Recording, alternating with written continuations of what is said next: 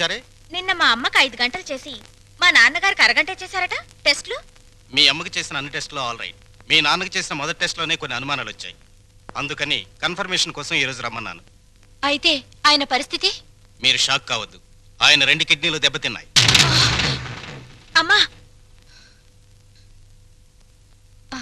Doctor, నాకు సాయం చేయాలి. ఏంటది?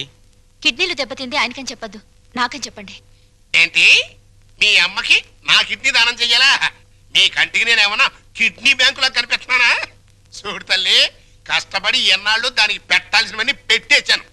తెగదిని నేషనల్ హైవే మీద మైల్ రాయిలాగా ఫిక్స్ అయిపోయింది. ఇంకా నో మోర్ పెట్టటాలు. మరి ఇప్పుడు నా బతికేలాగా? ఆ సింపుల్. బతికిన నాళ్ళు ముప్పొద్దుల కోడి పొలావు తింటాం, గంట కొట్టంగానే 7 గంటల సవారీ ఎక్కి వెళ్ళిపోవటం. ఇదిగా నీ బెడ్ మీద ఒట్టేసి చెప్తున్నానే, నీ దినకార్యాలు మాత్రం ఈ జిల్లాలో ఎవ్వరికి జరగనంత రిచ్గా జరిపిస్తాను. అలాగా? ఆయా అంతే రిచిగా ఆ దినకార్యం జరగబోయేది నీకు, డిన్నర్ ఏర్పాట్లు చేసేది నేను. అసలు విషయం చెప్తున్నాను, నీ 2 కిడ్నీలే పాడైపోయాయి. ఈ టైంలో ఎలాంటి కుళ్ళు జోకులు వేస్తుంటే డాక్టర్ గారు? జోక్ కాదు, నిజమే. మీ 2 కిడ్నీలే పూర్తిగా పాడైపోయాయి. నీకు కిడ్నీ ట్రబుల్ అనగానే మా అందరినీ కిడ్నీలు అడుగుతావని తెలిసే నీ నోటి వెంట పాచి మాటలు వచ్చేటట్టు మా అమ్మ ట్రిక్ ప్లే చేసింది.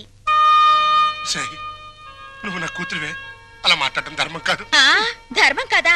మా అమ్మని ఎప్పుడైనా కట్టుకున్న భార్యలా చూసావా? ఉంపుడు గత్తగానే చూసావు. అమ్మ అంటే నిజం, నాన్నంటే నమ్మకం. నేను మా అమ్మకే పుట్టానన్న నమ్మకం ఉంది, కానీ నీకే పుట్టానన్న నమ్మకం మాత్రం లేదు.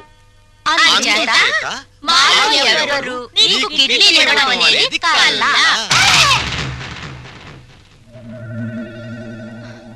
డాక్టర్,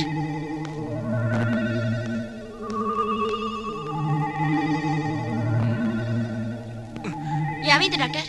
ఇది తీవ్రమైన మెంటల్ షాక్.